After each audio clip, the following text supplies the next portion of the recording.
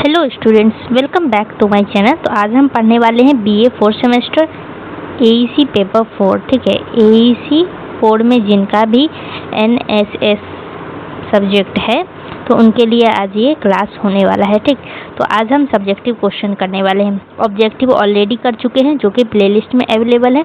तो आज हम सब्जेक्टिव में भी सिर्फ यूनिट 1 का क्वेश्चन देखने वाले हैं। आज आपको ऐसा क्वेश्चन दिया जाएगा जो कि पिछली बार पूछा गया था क्वेश्चन। ठीक है, एग्ज़ाम में आ चुका है ये सब क्वेश्चन, वो क्वेश्चन आपको दिया जा रहा है। तो अच्छे से ध्यान से आपको एक बार देख लेना है और सारा आंसर भी देख करके लिख लेना है। ठीक, ध्यान से समझ लेना है और रटने की ज़रूरत नहीं, क्योंकि एग्ज़ाम आपका काफ़ी नज़दीक है तो रटने की ज़रूरत नहीं है। बाकी पीडीएफ आपको मिल जाएगा टेलीग्राम पे। टेलीग्राम का लिंक भी दिया गया है, इसी पीडीएफ के नीचे दे दिया गया है लिंक भी, आपको चैनल के डिस्क्रिप्शन में भी मिल जाएगा। तो चलिए शुरू करते हैं। आज हम यूनिट 1 कंप्लीट करेंगे। टोटल 10 क्वेश्चन है, तो ध्यान से 10 क्वेश्चन देख लेना है। सबसे पहला क्वेश्चन पूछा गया है कि भारत में राष्ट्रीय सेवा योजना एनएसएस की ऐतिहासिक पृष्ठभूमि और उसकी उत्पत्ति का वर्णन कीजिए। Describe the historical background and the origin of the national service scheme in India. ठीक है, तो ये क्वेश्चन ना पूछा जाता है। ठीक, तो इसको ध्यान से देख लेना है। तो चलिए आंसर क्या लिखना है वो भी हम आपको दिखा देते हैं कि आंसर में आपको लिखना क्या है। तो ये लिखना है, ऐसे शुरुआत करना है आपको। सबसे पहले तो आपको समझ में आना चाहिए कि एनएसएस है क्या। तो एनएसएस का फुल फॉर्म क्या होता है? इसका फुल फॉर्म होता है नेशनल सर्विस स्कीम। ठीक, यानी राष्ट्रीय सेवा योजना इसको हिंदी में कहा जाता है। तो आसान भाषा में अगर हम आपको बोले तो एनएसएस एक ऐसी योजना है जिसमें कॉलेज के विद्यार्थी पढ़ाई के साथ साथ समाज की सेवा के काम करते हैं। ठीक, जैसे कि मान लीजिए कि आप कॉलेज में पढ़ते हैं, आपको किताबों से यह तो पता चल जाता है कि स्वच्छता जरूरी है, लेकिन अगर एनएसएस के माध्यम से आप गांव या मोहल्ले में जा कर के लोगों के साथ मिल कर के सफाई अभियान चलाते हैं तो आपको समाज की वास्तविक समस्या समझ में आएगी। ठीक, तो यही एनएसएस का उद्देश्य भी है कि सिर्फ किताबों से सीखना नहीं है बल्कि समाज के बीच जा कर के सीखना है और सेवा करना है। अब दूसरा सवाल आता है कि एनएसएस विद्यार्थियों को क्या सिखाता है। तो एनएसएस विद्यार्थियों में मुख्य रूप से सेवा की भावना जगाता है कि दूसरों की मदद करनी है। अनुशासन सिखाता है, मतलब समय पर काम करना और नियमों का पालन करना भी एनएसएस सिखाता है। नेतृत्व भी सिखाता है, यानी लोगों को साथ लेकर के किसी काम को पूरा करना, और जिम्मेदारियां भी देती है, जैसे समाज और देश के प्रति अपने कर्तव्य को समझना, ये भी एनएसएस सिखाती है। और सामुदायिक भावना भी एनएसएस के माध्यम से ही आपको सीखने को मिलता है, जैसे कि मिलजुल करके समाज में समस्याओं को हल करना। फॉर एग्जाम्पल के लिए कि किसी गांव में लोगों को स्वच्छता के बारे में जानकारी नहीं है तो एनएसएस के विद्यार्थी वहां जाकर के लोगों को समझाते हैं और सफाई अभियान चलाते हैं और कचरा उचित स्थान पर डालने के लिए जागरूक करते हैं। तो इससे विद्यार्थियों ने सिर्फ स्वच्छता के बारे में पढ़ा नहीं बल्कि स्वच्छता के लिए काम भी किया। ठीक, तो सिर्फ हम पढ़ते नहीं हैं बल्कि प्रैक्टिकल नॉलेज भी जाकर के लेते हैं और देखते हैं कि टीम वर्क किस तरीके से होता है। तो ये आपका ये पूरा हो गया। अब हम पढ़ेंगे राष्ट्रीय सेवा योजना की ऐतिहासिक पृष्ठभूमि, यानी हिस्टोरिकल बैकग्राउंड अब हम पढ़ने वाले हैं। तो अब सवाल आता है कि एनएसएस की ज़रूरत क्यों महसूस हुई। तो इसे समझने के लिए हम थोड़ा पीछे जाना होगा हमको। जैसे कि पहला पॉइंट आपको याद रखना है कि स्वतंत्रता आंदोलन के समय की सोच क्या थी, कि भारत के स्वतंत्रता आंदोलन के समय महात्मा गांधी ने केवल अंग्रेजों से आज़ादी की बात नहीं की थी बल्कि उन्होंने समाज सुधारने और गांव के विकास पर भी जोर दिया है।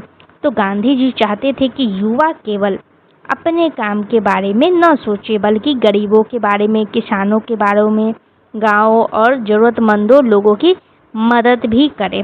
तो उनका मानना था कि देश की असली तरक्की तभी होगी जब गांव और आम लोगों का विकास होगा। ठीक, तो गांधी जी शिक्षा को कैसे देखते थे?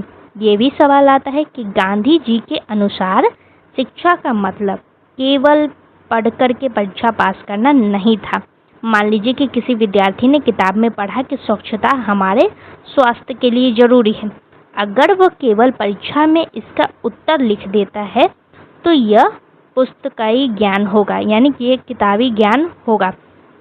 ठीक, लेकिन अगर वही विद्यार्थी अपने गांव में जा कर के लोगों को स्वच्छता के बारे में समझाता है, सफाई अभियान में भाग लेता है और लोगों की मदद करता है, तो उसने ज्ञान को व्यवहार में लागू किया। ठीक है, यही विचार आगे चल कर के एनएसएस की भावना से जुड़ गए। ठीक, तो फॉर एग्जाम्पल के लिए हम आपको एग्जाम्पल देते हैं कि मान लीजिए कि एक कॉलेज में 50 विद्यार्थी है। कॉलेज ने उन्हें एनएसएस से जोड़ दिया, तो अब ये विद्यार्थी अपने आसपास के गांव में जाते हैं और देखते हैं कि बच्चों में शिक्षा की कमी है, गांव में गंदगी है, लोगों को स्वच्छता संबंधी कोई जानकारी नहीं है, पेड़ भी कम है, लोगों को सरकारी योजनाओं की जानकारी भी नहीं है। तो अब ये विद्यार्थी क्या करेंगे कि इन सभी समस्याओं पे काम करेंगे। जैसे कि क्या क्या काम करेंगे? बच्चों को पढ़ाएंगे या फिर स्वच्छता अभियान चलाएंगे, वृक्षारोपण करेंगे या स्वास्थ्य के प्रति जागरूक करेंगे लोगों को, और लोगों को सरकारी योजनाओं की जानकारी देंगे। तो इस तरह विद्यार्थी समाज की समस्या को देख करके उसे समझते हैं और उसका समाधान में अपना योगदान देते हैं। ठीक, तो अब सवाल आता है कि इसका मुख्य विचार क्या है। ठीक, जैसे कि एनएसएस का विचार ये है कि विद्यार्थी केवल किताबों से शिक्षा न ले बल्कि समाज के बीच जाकर के सेवा करते हुए भी सीखे। और गांधी जी का विचार था कि शिक्षा का संबंध समाज और जीवन की वास्तविक समस्या से होना चाहिए। ठीक, तो इसीलिए एनएसएस में शिक्षा, सेवा, समाज और राष्ट्र निर्माण को एक साथ जोड़ा गया था। ठीक, तो ये सारा बात आपको याद रखना है, यहाँ तक समझा दिया गया। तो चलिए अब हम पढ़ते हैं इसकी उत्पत्ति के बारे में। एक चीज़ यहाँ पे बच गया, ये आपको नहीं समझाया गया, अभी हम समझा देते हैं इसका मतलब। भारत को 1947 में स्वतंत्रता मिल गई थी। ठीक, तो अब देश के सामने एक नई चुनौती थी कि देश का विकास कैसे किया जाए। तो देश में गरीबी, अशिक्षा, बेरोजगारी, स्वास्थ्य संबंधी समस्या और गांव की खराब स्थिति, तो ऐसे कई सारी समस्या थी। तो सरकार ने महसूस किया कि केवल सरकार के प्रयासों से देश का विकास नहीं हो सकता है, तो युवाओं और विद्यार्थियों को भी राष्ट्र निर्माण में शामिल करना जरूरी है। जैसे कि मान लीजिए कि किसी गांव में बच्चे स्कूल नहीं जा रहे हैं, गंदगी बहुत है, लोगों को स्वास्थ्य की जानकारी नहीं है, तो अगर केवल सरकार कर्मचारी भेज करके काम करवाएगी तो समस्या पूरी तरह खत्म करना मुश्किल हो सकता है।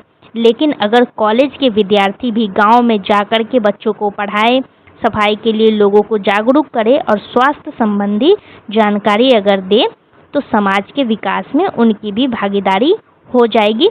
तो यही सोच आगे चल करके एनएसएस की आधार भूमि बन चुकी थी। तो यहीं से महसूस होने लग गया कि एनएसएस की ज़रूरत है। ठीक, तो आई होप ये आपको समझ में आ गया होगा। अब हम पढ़ेंगे एनएसएस की उत्पत्ति के बारे में। ठीक, तो अब सवाल आता है कि एनएसएस अचानक 1969 में कैसे आ गया था।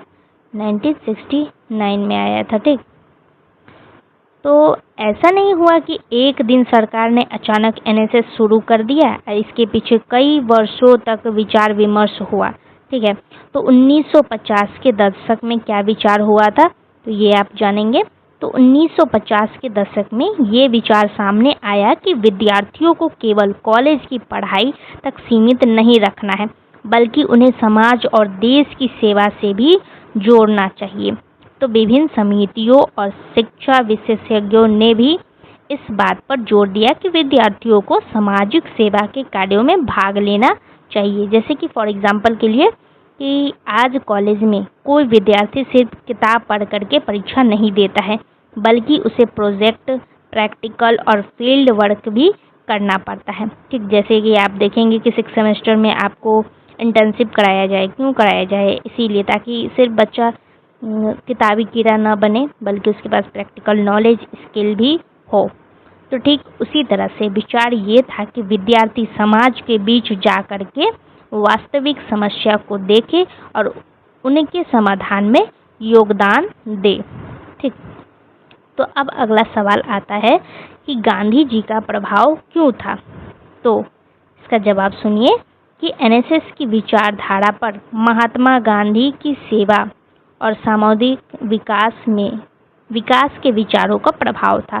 सामुदायिक विकास के विचार का प्रभाव था। ठीक, तो गांधी जी का मानना था कि युवाओं को समाज के गरीब और ज़रूरतमंद लोगों की सेवा करनी चाहिए और गांव के विकास में योगदान देना चाहिए। तो इसीलिए एनएसएस में भी विद्यार्थी को समाज की सेवा, गांव का विकास, लोगों की सहायता और राष्ट्र निर्माण से जोड़ा गया है। ठीक, तो 1969 में एनएसएस की शुरुआत हुई थी। तो 1969 में एनएसएस की औपचारिक शुरुआत हुई। तो 1969 में महात्मा गांधी जी की जन्म शताब्दी के अवसर पर ही भारत सरकार ने एनएसएस को औपचारिक रूप से शुरू किया। तो इसे शुरुआत में 37 विश्वविद्यालयों के लगभग 40,000 विद्यार्थियों के साथ शुरू किया गया था। ठीक, यहाँ पे दिया गया 37 विद्यार्थी, 40,000 विद्यार्थी और 37 विश्वविद्यालयों के साथ शुरू किया गया था। ठीक, इसको याद रखना है आपको। तो चलिए अब हम आगे बढ़ते हैं। आगे दिया गया है यहाँ पे जो लिखा गया है, ये एनएसएस का उद्देश्य के बारे में लिखा गया है। इसका मतलब है कि एनएसएस चाहता है कि विद्यार्थी केवल किताबों में समाज के बारे में न पढ़े, बल्कि समाज के बीच जा कर के उसकी वास्तविक जो समस्या होती है उसको देखे, समझे और उन्हें दूर करने में अपनी भूमिका भी निभाए। ठीक है, जैसे कि मान लीजिए कि आपने किताब में पढ़ा कि गरीबी एक सामाजिक समस्या है, लेकिन एनएसएस के माध्यम से अगर आप किसी गांव में जाते हैं और देखते हैं कि कुछ बच्चों के पास पढ़ने की सुविधा नहीं है, तो आपको गरीबी की वास्तविक स्थिति समझ में आती है। तो फिर आप उन बच्चों को पढ़ाने या उनकी शिक्षा के लिए जागरूकता फैलाने में मदद करते हैं। तो यही है समाज को समझाना, सेवा करना और राष्ट्र निर्माण में योगदान देना। तो ये सब एनएसएस का ही उद्देश्य होता है। ठीक, तो अब हम पहला पॉइंट इसको पढ़ लेते हैं कि विद्यार्थियों में सामाजिक सेवा की भावना विकसित करना। तो ये एनएसएस का उद्देश्य होता है। इसका मतलब है कहने का कि विद्यार्थी के अंदर दूसरों की मदद करने की भावना पैदा करना है। जैसे कि अगर किसी गांव में सफाई की समस्या है, तो एनएसएस विद्यार्थी वहां जाकर के सफाई अभियान में भाग लेते हैं और लोगों को स्वच्छता के लिए जागरूक करते हैं। तो यानी विद्यार्थी सोचता है कि सिर्फ मेरा फायदा नहीं है, समाज का भी फायदा जरूरी है। दूसरा पॉइंट, विद्यार्थियों को समुदाय की समस्या को समझने का अवसर देना। इसका कहने का मतलब है, समुदाय का मतलब क्या होता है? समुदाय का मतलब होता है किसी क्षेत्र में रहने वाले लोगों का समूह, इसी को हम समुदाय बोलते हैं। ठीक, तो एनएसएस विद्यार्थी को गांव या शहर के क्षेत्र में जाकर के वहां की वास्तविक समस्या को समझने का अवसर देता है। जैसे कि विद्यार्थी गांव में जाकर के देखता है कि बच्चों की पढ़ाई ठीक से नहीं हो रही है, पानी की समस्या है वहाँ पे और स्वच्छता की भी कमी है और स्वास्थ्य संबंधी जागरूकता भी नहीं है। तो इससे विद्यार्थी को समाज की वास्तविक स्थिति समझ में आती है। तीसरा पॉइंट है, समाज के कमज़ोर और ज़रूरतमंद वर्गों की सहायता करना।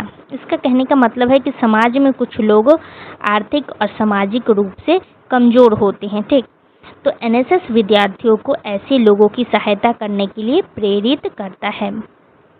फॉर एग्जाम्पल के लिए कि गरीब बच्चों को पढ़ाना, ज़रूरतमंद लोगों को आवश्यक जानकारी देना और स्वास्थ्य जागरूकता फैलाना।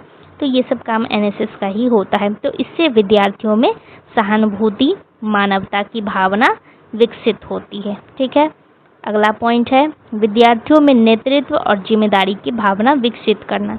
इसका कहने का मतलब है कि एनएसएस केवल सेवा करना ही नहीं सिखाता है, बल्कि नेतृत्व करना भी सिखाता है। जैसे अगर कॉलेज में 20 विद्यार्थी मिलकर के वृक्षारोपण कार्यक्रम कर रहे हैं, वृक्षारोपण मतलब पेड़ पौधे लगाना। ठीक, तो एक विद्यार्थी पूरे कार्यक्रम की योजना बनाता है और सभी को काम बांट देता है और कार्यक्रम को सफल बनाता है, तो उसमें नेतृत्व क्षमता विकसित हो रही है, यानी टीम वर्क उसमें डेवलप हो रही है। तो साथ ही वो अपने काम की जिम्मेदारी लेना भी सीखता है एनएसएस के माध्यम से। अगला पॉइंट है राष्ट्रीय एकता और सामाजिक सद्भाव को बढ़ावा देना। इसका कहने का मतलब है कि भारत में अलग अलग भाषा, धर्म, जाति, संस्कृति और क्षेत्र के लोग रहते हैं। तो एनएसएस में अलग अलग पृष्ठभूमि के विद्यार्थी मिलकर के काम करते हैं, तो इससे उनमें एकता, भाईचारा और आपसी सम्मान की भावना बढ़ती है। फॉर एग्जाम्पल के लिए कि बिहार, पंजाब, तमिलनाडु और असम के विद्यार्थी एक साथ किसी सामाजिक सेवा कार्यक्रम में काम कर रहे, ठीक, काम करें तो वे एक दूसरे की संस्कृति को समझते हैं और राष्ट्रीय एकता मजबूत होती है इससे। अगला पॉइंट है विद्यार्थियों के व्यक्तित्व का सर्वांगीण विकास करना। इसका कहने का मतलब है सर्वांगीण विकास का मतलब होता है कि व्यक्ति का केवल पढ़ाई में ही नहीं बल्कि हर क्षेत्र में विकास करना है, ठीक। तो एनएसएस से विद्यार्थी में आत्मविश्वास, नेतृत्व क्षमता, अनुशासन, सहयोग की भावना, जिम्मेदारी और निर्णय लेने की क्षमता और संवाद कौशल, ठीक है, ये सब गुण विकसित होता है। फॉर एग्जाम्पल के लिए कि जो विद्यार्थी पहले लोगों के सामने बोलने में डरता था, वो एनएसएस के जागरूकता कार्यक्रम में लोगों को संबोधित करते करते आत्मविश्वासी बन सकता है। अब अगला पॉइंट है विद्यार्थियों को राष्ट्र निर्माण की गतिविधि से जोड़ना। इसका कहने का मतलब है राष्ट्र निर्माण का मतलब होता है कि देश के विकास में योगदान देना। तो एनएसएस विद्यार्थी विभिन्न गतिविधि के माध्यम से राष्ट्र निर्माण में भाग लेते हैं, जैसे कि कौन सी गतिविधि, वृक्षारोपण कर सकते हैं, स्वच्छता अभियान चला सकते हैं, साक्षरता अभियान, स्वच्छता जागरूकता, सामाजिक जागरूकता, जरूरतमंद लोगों की सहायता कर सकते हैं। तो ऐसे ही कुछ गतिविधि से जोड़ा जाता है। जैसे कि एक विद्यार्थी अकेले पूरे देश को नहीं बदल सकता है, लेकिन अगर लाखों विद्यार्थी मिलकर के छोटे छोटे सामाजिक कार्य करें तो उसका बड़ा प्रभाव पड़ सकता है, ठीक। तो ये कुछ एनएसएस का उद्देश्य था जो कि आपको याद रखना था। लास्ट में यहाँ पे निष्कर्ष लिखा गया है, आप चाहे तो लिख सकते हैं, नहीं तो इसको छोड़ भी सकते हैं, ठीक है। चलिए अब हम आगे बढ़ते हैं। क्वेश्चन नंबर फर्स्ट हो गया। Question number 2, explain the objective of the NSS. NSS का ऑब्जेक्टिव पूछा। ये क्वेश्चन एनएसएस का पूछा जाता है। एनएसएस में आपसे पूछा जाएगा, इसका एम पूछा जाता है या तो इसका ऑब्जेक्टिव पूछ लिया जाता है, ठीक। तो ये सब क्वेश्चन मैं 1 मिनट बैज पे या फिर एम्ब्लेम पे और फ्लैग इस पे भी पूछा जाता है, और इसका हिस्ट्री, एनएसएस का हिस्ट्री पूछा जाता है, या फिर इसका बैकग्राउंड,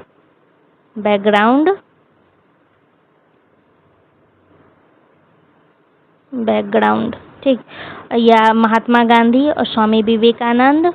तो ये सब कुछ टॉपिक्स हैं जिस पे क्वेश्चन एनएसएस से यूनिट 1 से पूछा जाता है। तो इन्हीं सब पे आपको ध्यान देना है। तो वही क्वेश्चन हम आपको इसमें दे रहे हैं, ठीक।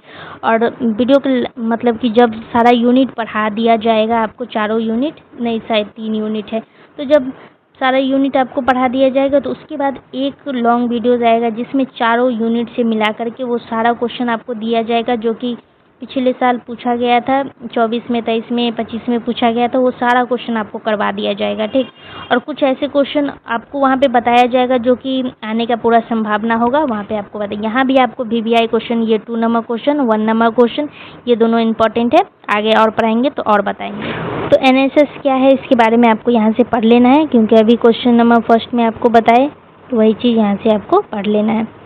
इसका मुख्य उद्देश्य जो कि यहाँ पे लिखा गया है, अभी हम आपको समझा भी चुके हैं कि इसका क्या क्या उद्देश्य है। ये कुछ उद्देश्य है जो कि आपको इसको देख लेना है। 8, 9, 10 उद्देश्य इसका लिखा गया है। ऑब्जेक्टिव यहाँ पे निष्कर्ष दिया गया है, यहाँ तक आपको इसमें लिखना है। क्वेश्चन नंबर 2 का आंसर, राष्ट्र निर्माण में भागीदारी, श्रम की गरिमा का सम्मान करना, तो ये सब आपको इतना रीड कर लेना है। क्वेश्चन नंबर 3 है describe the emblem of NSS and explain the meaning of each of its elements. ठीक, देख लीजिए यहाँ पे क्वेश्चन दिया गया ना, एम्ब्लेम से क्वेश्चन पूछा गया है, तो ये आपको याद रखना है। तो सबसे पहले आपको यहाँ पे समझना है कि प्रतीक चिन्ह यानी एम्ब्लेम किसी संस्था की पहचान होती है। ठीक, ये बात आपको याद रखना है। जैसे प्रतीक चिन्ह जो है ये किसी संस्था की पहचान होती है। तो जैसे किसी स्कूल का अपना लोगो होता है, किसी कंपनी का अपना लोगो होता है, उसी तरह एनएसएस का भी अपना प्रतीक चिन्ह है। तो एनएसएस का प्रतीक चिन्ह ओडिशा के कोणार्क सूर्य मंदिर के रथ के पहिए पर आधारित है। ठीक, ये बात आपको याद रखना है। तो ये केवल एक पहिया नहीं है, बल्कि इसके माध्यम से सेवा, गति, प्रगति, जिम्मेदारी और राष्ट्र निर्माण का संदेश दिया जाता है। तो ये आपको समझ में आ गया। अब हम बढ़ते हैं कोणार्क के रथ का पहिया के बारे में जानते हैं। ठीक, सबसे पहला पॉइंट, एनएसएस का प्रतीक कोणार्क सूर्य मंदिर के रथ के पहिए से लिया गया है। तो अब सवाल आता है कि पहिया ही क्यों लिया गया। ठीक, पहिया ही क्यों लिया गया? क्योंकि पहिया हमेशा गति में रहने का प्रतीक है। जैसे साइकिल का पहिया घूमता रहता है और साइकिल को आगे ले जाता है, उसी तरह एनएसएस स्वयंसेवक भी समाज को आगे बढ़ाने के लिए लगातार काम करते रहते हैं, इसीलिए पहिया को ही लिया गया था। ठीक, तो अगर गांव में सफाई की समस्या है तो एनएसएस विद्यार्थी एक दिन सफाई करके रुक नहीं जाते हैं, वे लोगों को लगातार जागरूक करने का प्रयास करते हैं। इसीलिए पहिया हमें आगे बढ़ते रहो और काम करते रहो का संदेश देता है, इसीलिए पहिया को ही लिया गया है। ठीक, अब है पहिया की 8 तीलियां होती है उसमें, जो कि आपको हम दिखाएंगे। तो प्रतीक में पहिया की 8 तीलियां दिखाई देती है। तो इन्हें एनएसएस में दिन के 24 घंटे और निरंतर सक्रियता से जोड़ा जाता है। इसका कहने का मतलब है कि एनएसएस स्वयंसेवक को समाज की सेवा के लिए हमेशा तत्पर रहना चाहिए। इसका मतलब ये नहीं है कि विद्यार्थी सचमुच 24 घंटे काम करता रहे, बल्कि इसका मतलब ये है कि सेवा की भावना हमेशा उसके अंदर बनी रहनी चाहिए। फॉर एग्जाम्पल के लिए कि आप कॉलेज में हैं तो किसी की मदद कर सकते हैं, गांव में है तो लोगों को जागरूक कर सकते हैं, किसी अभियान में है तो उसमें भाग ले सकते हैं। यानी जहां जरूरत हो वहां सेवा के लिए तैयार रहना चाहिए। तीसरा पॉइंट है लाल रंग। इसका कहने का मतलब क्या है? इसका कहने का मतलब है कि एनएसएस के प्रतीक में लाल रंग का भी महत्व है। लाल रंग ऊर्जा, उत्साह और सक्रियता को दर्शाता है। ठीक, तो मतलब एनएसएस विद्यार्थी केवल सोचता नहीं है कि समाज की समस्या दूर होनी चाहिए, बल्कि वह समस्या को दूर करने के लिए काम भी करता है। फॉर एग्जाम्पल के लिए कि अगर कॉलेज में वृक्षारोपण कार्यक्रम है और विद्यार्थी उत्साह के साथ पेड़ लगाता है, तो यह उसकी सक्रियता और सेवा भावना को दिखाता है। इसीलिए लाल रंग ऊर्जा, उत्साह और सक्रियता का प्रतीक होता है। नीला रंग का क्या महत्व है? तो नीला रंग विशालता और व्यापकता को दर्शाता है। इसका मतलब है कि एनएसएस की सेवा किसी एक व्यक्ति, एक गांव या एक वर्ग तक सीमित नहीं है। एनएसएस का उद्देश्य है कि समाज के सभी वर्गों के कल्याण के लिए काम करना है। जैसे कि गरीब हो या अमीर हो, गांव का व्यक्ति हो या शहर का हो, सभी के कल्याण और विकास की भावना एनएसएस में महत्वपूर्ण होती है। तो इसीलिए नीला रंग व्यापकता और विशालता का प्रतीक माना जाता है। गतिशीलता का प्रतीक, इसका कहने का मतलब क्या है? गतिशीलता का मतलब है कि लगातार आगे बढ़ते रहना। तो पहिया घूमता है, इसीलिए वह गति और परिवर्तन का प्रतीक है। तो एनएसएस भी चाहता है कि विद्यार्थी समाज में सकारात्मक परिवर्तन लाने के लिए सक्रिय रहे। फॉर एग्जाम्पल के लिए कि अगर किसी गांव में लोग खुले में कचरा फेंकते हैं तो एनएसएस विद्यार्थी लोगों को समझा करके आदत बदलने का प्रयास करते हैं। तो इससे समाज में सकारात्मक परिवर्तन आता है। ठीक है, चलिए अब हम आगे बढ़ते हैं। अगला है सेवा और सामाजिक जिम्मेदारी। इसका कहने का मतलब है कि एनएसएस सबसे महत्वपूर्ण संदेश है। एनएसएस का जो सबसे महत्वपूर्ण संदेश है वो ये है कि समाज की सेवा करना और समाज के प्रति अपनी जिम्मेदारी समझना। इसका मतलब है कि हम केवल अपने बारे में न सोचें बल्कि समाज के बारे में, लोगों के बारे में भी सोचें। फॉर एग्जाम्पल के लिए कि अगर कोई विद्यार्थी किसी गरीब बच्चे को पढ़ाता है, रक्तदान शिविर में सहयोग करता है या स्वच्छता अभियान में भाग लेता है तो वह सामाजिक जिम्मेदारी निभा रहा है। तो यही एनएसएस की भावना है। तो इसे एनएसएस के आदर्श वाक्य से भी जोड़े जा सकते हैं, जो कि आपका है नॉट मी बट यू। ठीक, इसका मतलब हम आपको आगे समझाएंगे। इसका कहने का मतलब है कि मैं नहीं बल्कि आप, यानी पहले केवल अपना फायदा न सोच करके दूसरों के हित के बारे में भी सोचना है। इसीलिए यहाँ पे कहा जाता है नॉट मी बट यू। अगला है राष्ट्र निर्माण का संदेश। इसका कहने का मतलब है कि राष्ट्र निर्माण का मतलब है कि केवल सड़क या पुल बनाना नहीं है।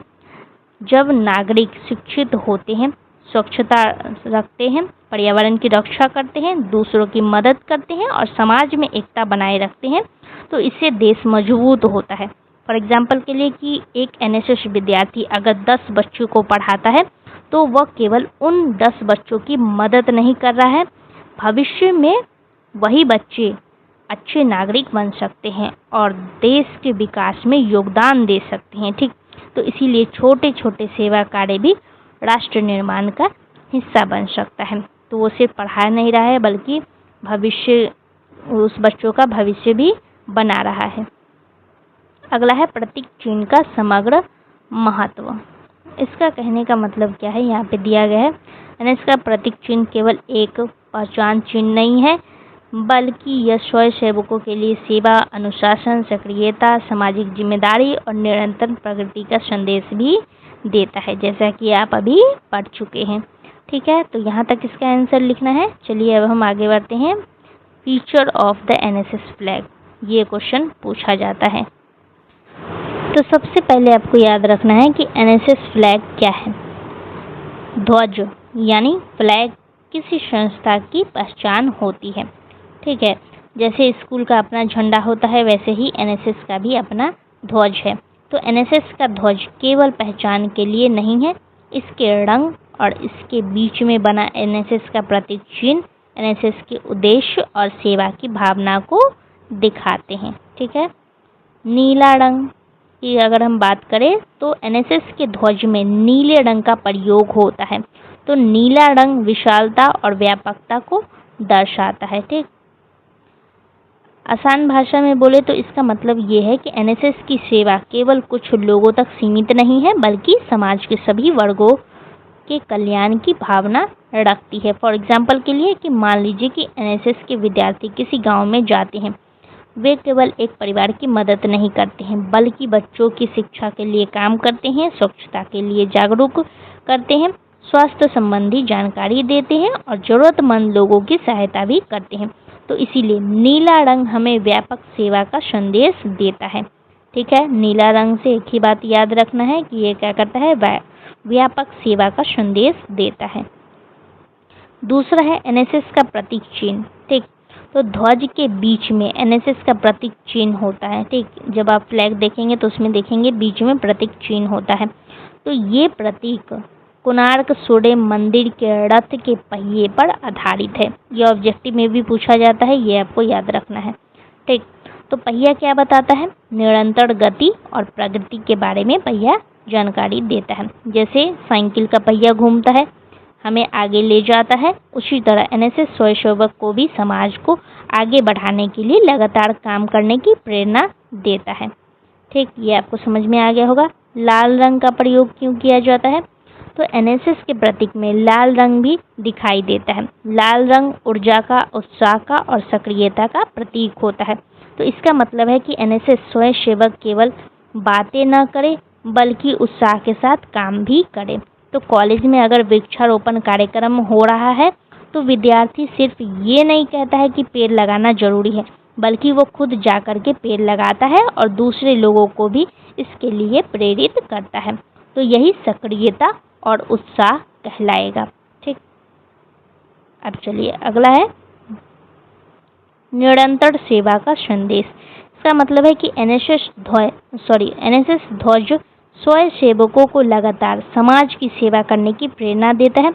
इसका मतलब ये नहीं है कि विद्यार्थी 24 घंटा काम ही करता रहे। इसका मतलब ये है कि उसके अंदर सेवा की भावना हमेशा बनी रहनी चाहिए। ठीक। राष्ट्रीय एकता का प्रतीक, इसका कहने का मतलब है कि भारत में अलग अलग भाषाएं, धर्म, संस्कृति और क्षेत्र है। ठीक। तो एनएसएस सभी को साथ मिलाकर के काम करने की प्रेरणा देता है। जैसे कि मान लीजिए कि एनएसएस कैंप में बिहार, उत्तर प्रदेश, पंजाब और दक्षिण भारत के विद्यार्थी हैं। ठीक। तो सभी विद्यार्थी अलग अलग भाषा, संस्कृति से होने के बावजूद एक साथ सफाई अभियान या वृक्षारोपण करते हैं। तो इससे उनमें क्या होता है कि एकता, भाईचारा और सहयोग की भावना पैदा होती है। तो यही राष्ट्रीय एकता और सामाजिक सद्भाव है। यहाँ तक आपको इसका आंसर लिखना है।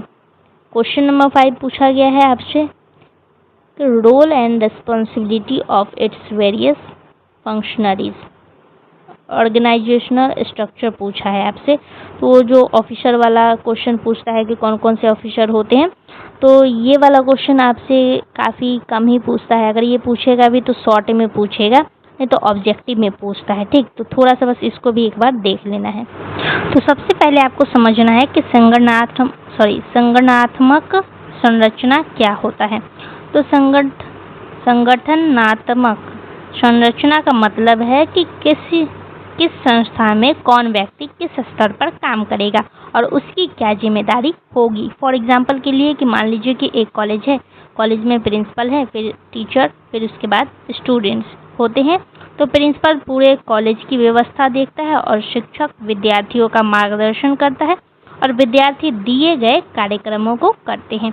तो इसी तरह से एनएसएस में भी अलग अलग स्तर होते हैं। ठीक। तो कौन कौन सा स्तर होते हैं उसके बारे में भी आपको जानना है। यहाँ लिखा गया है, केंद्र से लेकर के विद्यालय, महाविद्यालय, एनएसएस इकाई एक व्यवस्थित रूप में कार्य करते हैं। तो कौन कौन सा स्तर है यहाँ पे देख लीजिए। सबसे पहला है आपका राष्ट्रीय स्तर। तो इसके बारे में हम जानेंगे। तो सबसे ऊपर भारत सरकार का युवा कार्यक्रम और खेल मंत्रालय एनएसएस के लिए नीतियाँ और दिशा निर्देश तैयार करता है। फॉर एग्जाम्पल के लिए इसको हम आसान भाषा में बनाएं तो ये जो स्तर होता है ये तय करता है कि एनएसएस में देश भर में किस तरह के कार्यक्रम किए जाने चाहिए और उनका क्या उद्देश्य होना चाहिए। तो फॉर एग्जाम्पल के लिए कि अगर राष्ट्रीय स्तर पर ये तय किया जाता है कि युवाओं को स्वच्छता के प्रति जागरूक करना है, तो उसके अनुसार राज्यों और विश्वविद्यालयों को दिशा निर्देश दिए जा सकते हैं कि ये काम करना है। यानी एनएसएस की नीतियाँ बनाना है, कार्यक्रम की रूपरेखा तैयार करनी है और कार्यक्रम की निगरानी और मूल्यांकन भी करना है। तो राष्ट्रीय स्तर पर क्या किया जाता है कि नीति और दिशा तय किया जाता है। अब अगला लिखा गया है, यहाँ पे कुछ उत्तरदायित्व लिखा गया है, तो ये सब काम इसमें किया जाता है। ठीक। दूसरा आपका है राज्य स्तर। राज्य स्तर पर क्या होता है, अब राष्ट्रीय स्तर से जो दिशा निर्देश आता है उन्हें राज्य में लागू करने का काम स्टेट एनएसएस सेल यानी राज्य एनएसएस प्रकोष्ठ करता है। तो इसे आप केंद्र और विश्वविद्यालय के बीच की कड़ी समझ सकते हैं। जैसे कि केंद्र से निर्देश आया कि एनएसएस के माध्यम से वृक्षारोपण अभियान चलाना है, तो राज्य एनएसएस सेल राज्य के विश्वविद्यालयों को इसकी जानकारी देगा और कार्यक्रम को व्यवस्थित करने में मदद भी करता है। तो इसका मुख्य काम क्या होता है, इसका मुख्य काम होता है कि राज्य में एनएसएस कार्यक्रम को लागू करना, विश्वविद्यालयों और एनएसएस इकाइयों को दिशा निर्देश देना और विभिन्न एनएसएस गतिविधियों का समन्वय करना। और ये कुछ 2 पॉइंट और लिखा गया है, इसको पढ़ लेना। तो ये इसका मुख्य काम होता है। अब तीसरा स्तर है विश्वविद्यालय स्तर। यहाँ पे क्या होता है कि अब जो राज्य के बाद आता है वो है आपका विश्वविद्यालय स्तर। तो यहाँ पे प्रोग्रामिंग कोऑर्डिनेटर यानी कार्यक्रम समन्वयक महत्वपूर्ण भूमिका निभाते हैं। ठीक। तो मान लीजिए कि किसी विद्यालय से 50 कॉलेज जुड़े हुए हैं और सभी कॉलेजेस में एनएसएस है, तो इन सभी कॉलेज की एनएसएस गतिविधि के बीच समन्वय करने का काम प्रोग्रामी कोऑर्डिनेटर करता है। तो मान लीजिए कि फॉर एग्जांपल के लिए कि विश्वविद्यालय ने तय किया कि सभी एनएसएस इकाइयाँ एक हफ्ते में स्वच्छता अभियान करेगी, ठीक, एक सप्ताह में स्वच्छता अभियान करेगी। तो प्रोग्रामिंग कोऑर्डिनेटर अलग अलग कॉलेजों को जानकारी देगा और उनके कार्यक्रम का समन्वय भी करेगा। तो इनका काम क्या होता है?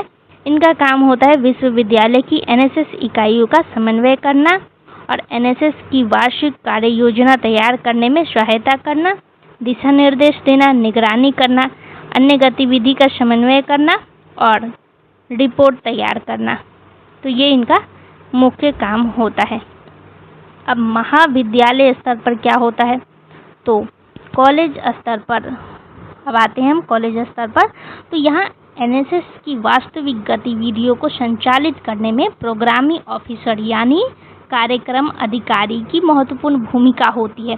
तो इसको आप एनएसएस का मुख्य शिक्षक या मार्गदर्शन के रूप में समझ सकते हैं, ठीक है। तो फॉर एग्जांपल के लिए कि कॉलेज में एनएसएस के 50 विद्यार्थी हैं और कॉलेज ने गांव में स्वच्छता अभियान चलाने का फैसला किया है। तो प्रोग्रामिंग ऑफिसर क्या करेंगे कि विद्यार्थी को जानकारी देंगे, काम बांटेंगे, कार्यक्रम की योजना बनाएंगे और विद्यार्थियों के साथ गांव भी जाएंगे और पूरे कार्यक्रम की निगरानी भी करेंगे। तो इनका कुछ उत्तरदायित्व होता है, वो भी जान लेते हैं।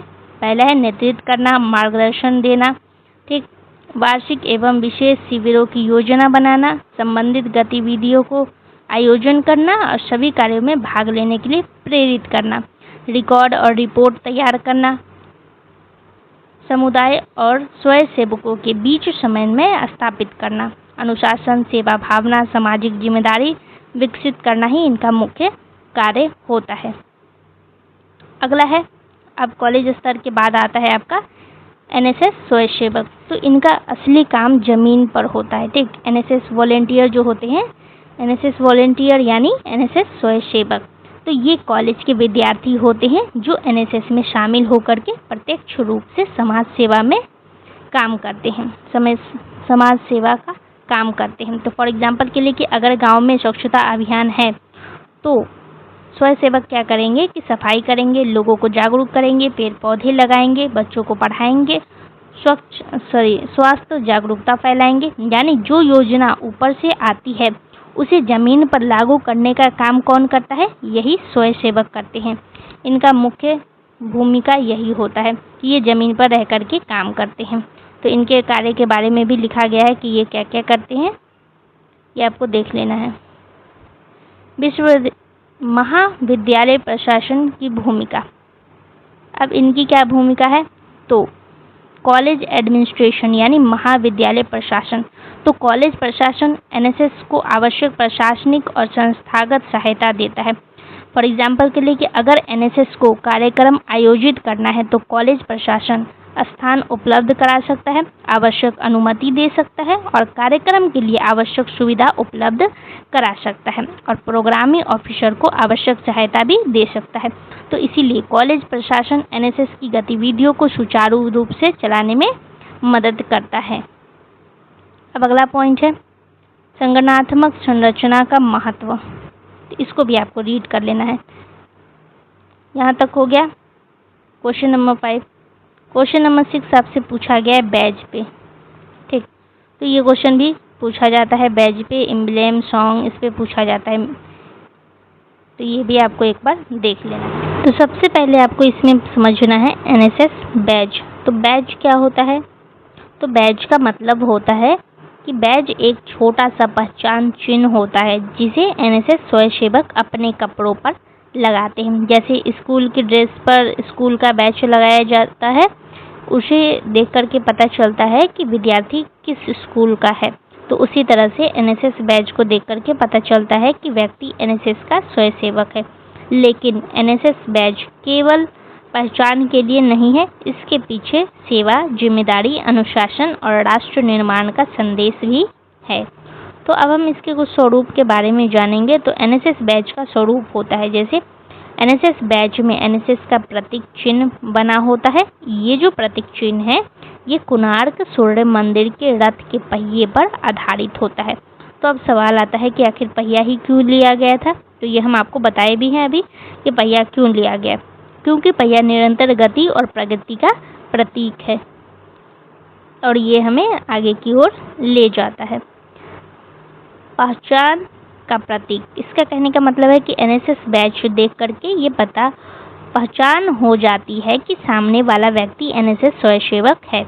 तो मान लीजिए कि कॉलेज के विद्यार्थी गांव में स्वच्छता अभियान चलाने गए, सभी स्वयंसेवक एनएसएस बैच लगाए हुए हैं, तो गांव के लोगों को तुरंत समझ आ जाएगा कि ये विद्यार्थी एनएसएस से जुड़े हुए हैं और सामाजिक सेवा के लिए आए हैं। तो इसीलिए बैच एनएसएस स्वयंसेवक की पहचान है।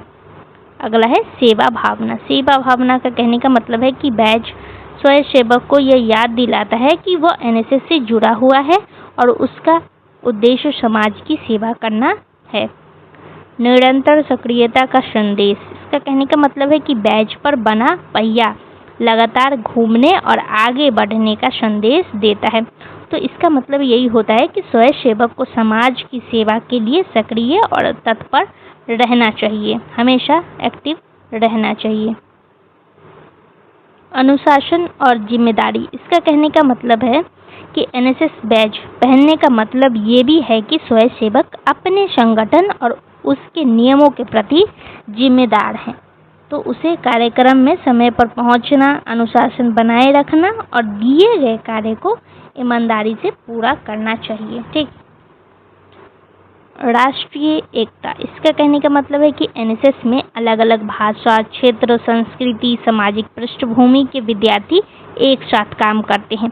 तो एनएसएस बैच उन सभी स्वयंसेवकों को एक संगठन और एक सेवा भावना से जोड़ता है। ठीक, तो यहाँ तक इसका आंसर आपको लिखना है।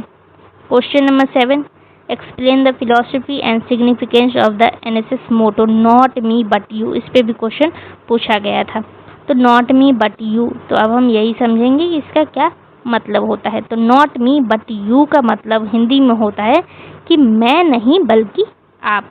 ठीक, मैं नहीं बल्कि आप। तो इसका मतलब ये नहीं है कि हमें अपने बारे में बिल्कुल नहीं सोचना है। इसका असली मतलब ये होता है कि ज़रूरत पड़ने पर हमें अपने स्वार्थ से ऊपर उठ करके दूसरों की मदद और समाज के हित के बारे में भी सोचना चाहिए। तो यही एनएसएस की सेवा भावना का मूल विचार है। पहला पॉइंट आपको लिखना है निस्वार्थ सेवा की भावना। मतलब निस्वार्थ का यहाँ पे मतलब हो जाता है कि बिना अपने लाभ की चिंता किए किसी की मदद करना। तो एनएसएस चाहता है कि विद्यार्थी केवल ये ना सोचे कि मुझे इससे क्या मिलेगा, बल्कि वो ये भी सोचे कि मैं दूसरों के लिए क्या कर सकता हूँ। मान लीजिए कि आपके कॉलेज के पास एक गरीब बच्चा पढ़ना चाहता है, लेकिन उसे पढ़ाने वाला कोई नहीं है। तो अगर आप अपना कुछ समय निकाल करके उसे पढ़ाते हैं और बदले में कोई पैसा नहीं लेते हैं, तो यही आपका कहलाता है कि ये निस्वार्थ सेवा है। Not me but you. ठीक। दूसरा है दूसरों को प्राथमिकता देना। इसका कहने का मतलब क्या है? इसका मतलब है कि जब किसी दूसरे व्यक्ति को वास्तव में आपकी मदद की ज़रूरत होती है, तो आप केवल अपने स्वार्थ के बारे में न सोचें, बल्कि उनकी मदद करें। तो मान लीजिए कि आप कॉलेज से घर जा रहे हैं और रास्ते में कोई बुजुर्ग व्यक्ति सड़क पार करना चाहता है। आपके पास समय कम है, लेकिन आप कुछ समय निकाल करके उनकी मदद कर देते हैं। तो आपने अपने काम से पहले दूसरे व्यक्ति की ज़रूरत को महत्व दिया। तो यही नॉट मी बट यू की भावना है। तीसरा पॉइंट है सामाजिक जिम्मेदारी। इसका कहने का मतलब है कि हम समाज में रहते हैं, इसीलिए समाज के प्रति हमारी कुछ जिम्मेदारियां भी होती है। तो एनएसएस विद्यार्थी को यह समझाता है कि देश और समाज को बेहतर बनाना केवल सरकार की जिम्मेदारी नहीं है, हमारी भी जिम्मेदारी है। तो एनएसएस विद्यार्थी को यही समझाता है।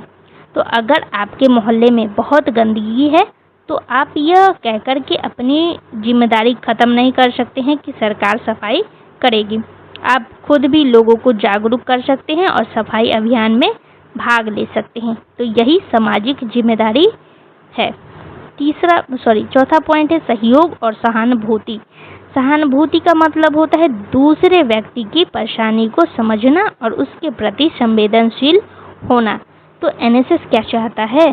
तो एनएसएस चाहता है कि विद्यार्थी दूसरे की समस्याओं को समझे और ज़रूरत पड़ने पर उनकी मदद भी करे। तो अगर किसी विद्यार्थी के पास किताब खरीदने के पैसे नहीं हैं और आपके पास पुरानी किताब है, तो आप उसे अपनी किताब दे सकते हैं। तो आपने उसकी समस्या को समझा और मदद की। तो यही है सहानुभूति और सहयोग। इसी को हम कहते हैं सहानुभूति और सहयोग। सामुदायिक भावना। सामुदायिक भावना का मतलब होता है कि हम केवल अपने बारे में न सोच करके पूरे समुदाय के हित के बारे में सोचें। फॉर एग्जाम्पल के लिए कि मान लीजिए कि किसी गांव में पानी की समस्या है। अगर एक व्यक्ति अकेले अपने घर के लिए पानी की व्यवस्था कर लेता है तो केवल उसका फायदा हुआ, लेकिन अगर गांव के लोग मिल करके पानी की समस्या का समाधान खोजते हैं तो पूरे समुदाय का फायदा होता है। तो एनएसएस इसी सामूहिक भावना को बढ़ावा देता है। अगला पॉइंट है राष्ट्रीय निर्माण। राष्ट्रीय निर्माण कहने का मतलब है यहाँ पर कि जब युवा अपने स्वार्थ से ऊपर उठ करके समाज की सेवा करते हैं तो वे देश के विकास में योगदान देते हैं। जैसे एक एनएसएस विद्यार्थी पेड़ लगाता है, तो पेड़ लगाने से क्या होगा कि वो क्या कर रहा है कि पर्यावरण में योगदान दे रहा है। अगर वो गरीब बच्चों को पढ़ाता है तो ये इससे क्या होगा कि इससे वो शिक्षा में योगदान दे रहा है। सफाई करता है यानी स्वच्छता में योगदान दे रहा है। स्वास्थ्य जागरूकता फैलाता है यानी स्वस्थ समाज में योगदान दे रहा है। तो ये छोटे छोटे काम मिलकर के बड़े स्तर पर राष्ट्र निर्माण में योगदान करते हैं। तो यहाँ तक आपको इसमें लिखना है। अगला क्वेश्चन है explain the importance of NSS लक्ष्य गीत and other song. How do this song generate national consciousness and a spirit of service among volunteers। तो लक्ष्य गीत पे ये क्वेश्चन पूछा गया है और अदर सॉन्ग पे ये क्वेश्चन पूछा जाता है। यहाँ पे लक्ष्य गीत दिया गया है, लेकिन लक्ष्य गीत के अलावा एक और था कुछ, उस पर क्वेश्चन पूछा गया था। वो हम आपको रिवीजन क्लास में वहाँ पे आपको क्वेश्चन दिखाएंगे कि क्या क्वेश्चन सॉन्ग पे पूछा गया था। ठीक, तो चलिए हम यहाँ पर अभी इसको समझा देते हैं कि इसका क्या मतलब है। तो सबसे पहले आपको समझना है कि एनएसएस में गीत क्यों गाए जाते हैं।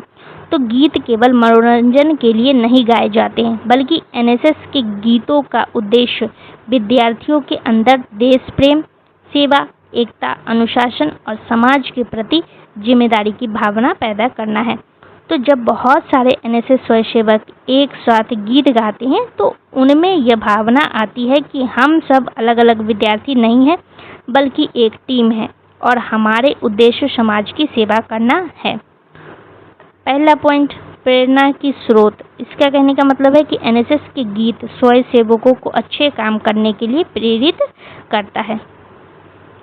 राष्ट्रीय चेतना का विकास। इसका कहने का मतलब है कि अपने देश के प्रति प्रेम, सम्मान और जिम्मेदारी की भावना होना, यानी देशभक्त और राष्ट्रीय एकता से जुड़े गीत विद्यार्थियों को यह याद दिलाते हैं कि वे केवल अपने लिए नहीं हैं, बल्कि देश के लिए भी जिम्मेदार हैं। अगला पॉइंट है सेवा भावना का विकास। सेवा भावना का विकास का मतलब है कि एनएसएस के गीत स्वयंसेवक को यह संदेश देते हैं कि हमें केवल अपने लाभ के बारे में नहीं सोचना चाहिए, बल्कि दूसरों की मदद भी करनी चाहिए। एकता की भावना का मतलब क्या है? इसका मतलब है कि अगर 50 विद्यार्थी अलग अलग जगह से आए हैं तो सभी की भाषा और संस्कृति अलग ही होगी, लेकिन जब वे एक साथ एनएसएस का गीत गाते हैं तो सभी एक ही सुर और एक ही भावना के साथ जुड़ जाते हैं। अगला पॉइंट है अनुशासन और सामूहिकता। इसका कहने का मतलब है कि एनएसएस कैंप में गीत अक्सर सभी स्वयंसेवक मिल करके गाते हैं। तो इसमें सभी को समय पर उपस्थित होना होता है और एक साथ खड़ा होना होता है और एक साथ गाना पड़ता है। तो दूसरों का सहयोग करना सीखने को मिलता है इससे। अगला है सकारात्मक ऊर्जा। इसका कहने का मतलब है कि कभी कभी सामाजिक सेवा का काम कठिन या थकान वाला हो सकता है, जैसे कई घंटे सफाई अभियान चलाना या गांव में जागरूकता कार्यक्रम करना। तो ऐसे समय में गीत स्वयंसेवक में उत्साह और सकारात्मक ऊर्जा पैदा करते हैं। तो मान लीजिए कि विद्यार्थी कई घंटे से सामाजिक कार्य कर रहे हैं और थक गए हैं, तो सभी मिलकर के उत्साहपूर्ण गीत गाते हैं और फिर उनका मनोबल बढ़ता है, तो वे दोबारा उत्साह के साथ काम करने लगते हैं। तो इसीलिए गीत एनर्जी और एंथुसियाज्म बढ़ाते हैं। अगला पॉइंट है भारतीय संस्कृति से जुड़ाव। इसका कहने का मतलब है कि एनएसएस के गीत भारतीय संस्कृति, परंपराओं और सामाजिक मूल्यों से भी विद्यार्थी को जोड़ सकते हैं। इनमें क्या होता है कि इनमें एकता, भाईचारा, सेवा, मानवता और देश प्रेम जैसे मूल्यों पर जोर दिया जाता है। ठीक, तो यहाँ तक आपको इसमें लिखना है।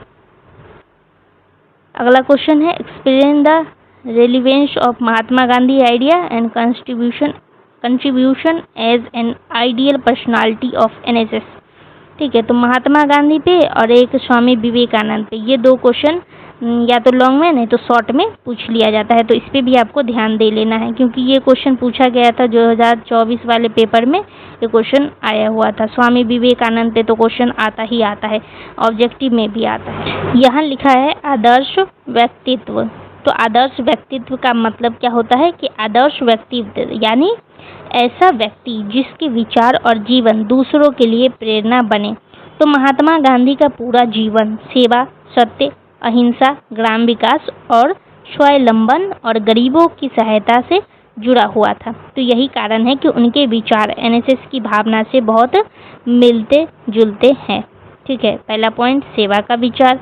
इसका कहने का मतलब है कि गांधी जी के लिए मानव सेवा बहुत ज़्यादा महत्वपूर्ण थी। उनका मानना था कि हमें केवल अपने लिए नहीं जीना चाहिए बल्कि ज़रूरतमंद लोगों की मदद भी करनी चाहिए। तो एनएसएस भी विद्यार्थियों को समाज की सेवा करने के लिए प्रेरित करता है। मान लीजिए कि किसी गांव में गरीब बच्चों को पढ़ने में परेशानी हो रही है, तो एनएसएस का विद्यार्थी उन बच्चों को कुछ समय पढ़ाता है और ये क्या हुआ, ये हो जाएगा आपका समाज सेवा। इसी को हम कहते हैं समाज सेवा, और यही गांधी जी की सेवा भावना से जुड़ा विचार भी है। दूसरा पॉइंट है ग्राम विकास। ग्राम विकास कहने का मतलब है कि गांधी जी भारत के विकास में गांवों को बहुत इम्पोर्टेंट मानते थे। उनका मानना था कि अगर गांव विकसित होंगे तो पूरे देश विकसित होगा। एनएसएस भी ग्रामीण क्षेत्रों में जाकर के विभिन्न सामाजिक कार्य करता है, जैसे कि स्वच्छता अभियान, शिक्षा देना, स्वास्थ्य जागरूकता फैलाना, वृक्षारोपण करना, सामाजिक जागरूकता फैलाना। तो ये सब काम एनएसएस करती है। स्वावलंबन, इसका क्या मतलब होता है? इसका मतलब है कि अपने काम के लिए दूसरों पर पूरी तरह निर्भर न रहना और अपने पैरों पर खड़ा होना। तो गांधी जी आत्मनिर्भरता को बहुत महत्व देते थे। तो एनएसएस भी विद्यार्थियों को समुदाय के विकास में इसी तरह योगदान देने के लिए प्रेरित करता है। तो लोग अपनी समस्याओं के समाधान में स्वयं भी सक्रिय भूमिका निभाते हैं। अगला पॉइंट है सत्य और अहिंसा। सत्य का मतलब होता है कि ईमानदारी और सच्चाई के साथ जीवन जीना। अहिंसा का मतलब होता है कि हिंसा से बचना और शांति और प्रेम के साथ समस्याओं का समाधान करना। तो एनएसएस में विद्यार्थी अलग अलग समुदाय के लोगों के साथ काम करते हैं, इसीलिए उनके अंदर शांति, सहयोग, सहिष्णुता और भाईचारे की भावना होना जरूरी है। श्रम और गरिमा का मतलब होता है श्रम की गरिमा का मतलब है कि हर ईमानदार काम और मेहनत का सम्मान करना। यानी गांधी जी स्वयं भी श्रम करने में विश्वास रखते थे। तो एनएसएस में विद्यार्थी कई बार स्वयं श्रमदान करते हैं। अगर गांव में सफाई अभियान है तो एनएसएस विद्यार्थी ये नहीं सोचते हैं कि सफाई करना हमारा काम नहीं है, वे स्वयं सफाई में भाग लेते हैं। तो इससे उन्हें समझ आता है कि कोई भी ईमानदार काम छोटा या बड़ा नहीं होता है।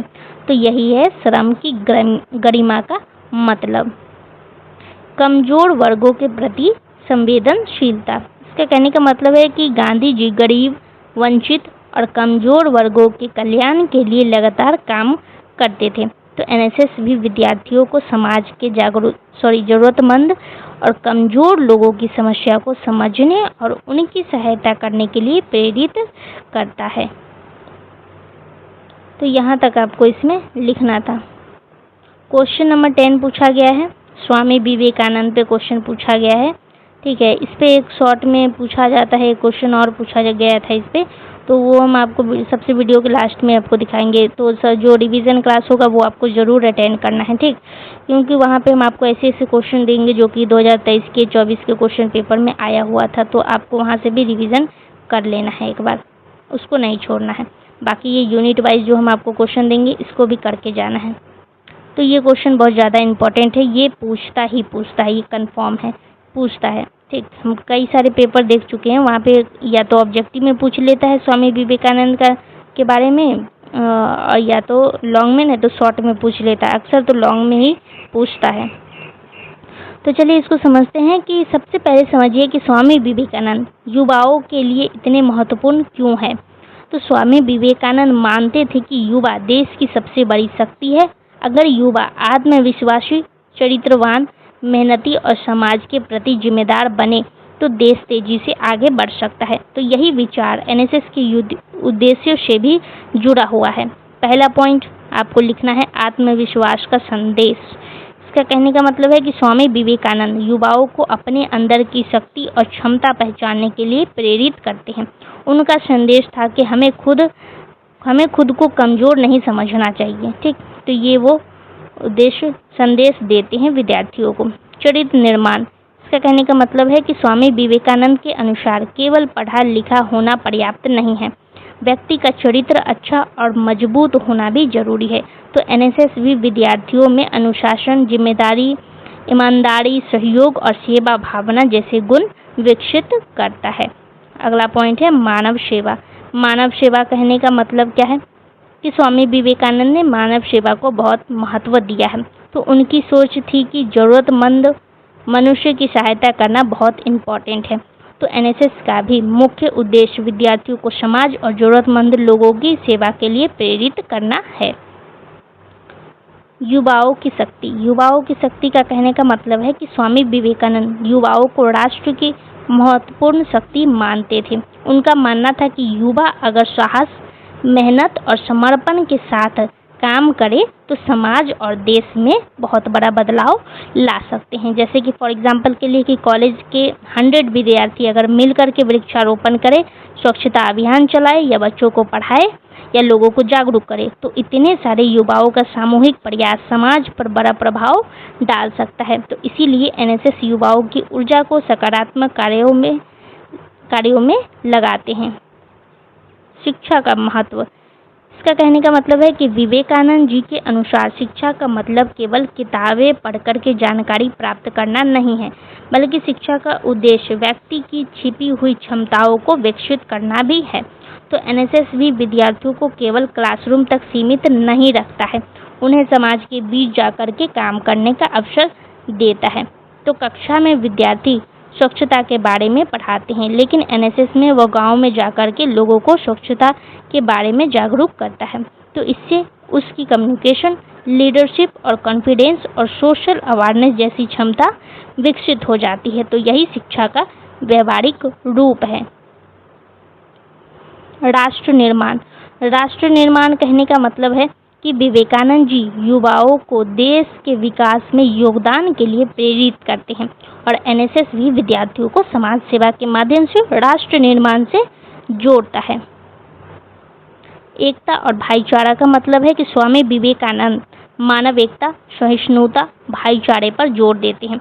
तो भारत में अलग अलग धर्म, भाषा, संस्कृति और क्षेत्र के लोग रहते हैं, तो हमें इन विविधताओं का सम्मान करते हुए मिलजुल करके रहना चाहिए। जैसे कि फॉर एग्जांपल के लिए कि एनएसएस कैंप में अलग अलग राज्यों और संस्कृतियों के विद्यार्थी एक साथ काम करती है, ठीक। तो वे साथ खाना खाते हैं, साथ सेवा करते हैं और साथ में ही कार्यक्रम करते हैं। तो इससे उन्हें एकता, सहयोग और भाईचारे की भावना उनमें विकसित होती है, ठीक है। लास्ट यहाँ पे लिखा गया है, यहाँ तक लिख दिया गया है। तो टोटल 10 क्वेश्चन जितना भी था वो कंप्लीट हो चुका है, यानी यूनिट 1 हम पूरा पढ़ चुके हैं। इसका एम, हिस्ट्री, एम पे अभी क्वेश्चन हम आपको नहीं दिए हैं, तो एम पे क्वेश्चन और वीडियो के लिए सबसे लास्ट में जब हम पढ़ाएंगे रिवीजन वीडियो, वहाँ पे हम आपको एक एम से क्वेश्चन पूछा गया था, तो उस पर आपको एक क्वेश्चन पढ़ लेना है क्योंकि पूछता है इस पे क्वेश्चन, ठीक है। बाकी इसका पीडीएफ आपको चाहिए तो आपको क्या करना है कि ये जो पीडीएफ दिया गया है यहाँ पे लिंक लिखा गया है, तो इस पर आपको क्लिक करना है। जब आप इस पर क्लिक करेंगे तो आपको यहाँ पे टेलीग्राम का लिंक मिल जाएगा, आप टेलीग्राम पे ज्वाइन हो जाएंगे। तो वहाँ पर जाकर के ज्वाइन हो जाना है। आपको टेलीग्राम पे फ्री ऑफ कॉस्ट ये PDF दे दिया जाता है, ठीक, तो वहाँ से ले लेना है। तो चलिए हम वीडियो को यहीं पे एंड करते हैं। अपने दोस्तों के साथ शेयर कर देना है, चैनल को सब्सक्राइब कर लेना है एंड टेलीग्राम चैनल पर भी जुड़ जाना है। आप सभी का बहुत बहुत धन्यवाद है। मिलते हैं अगले यूनिट में।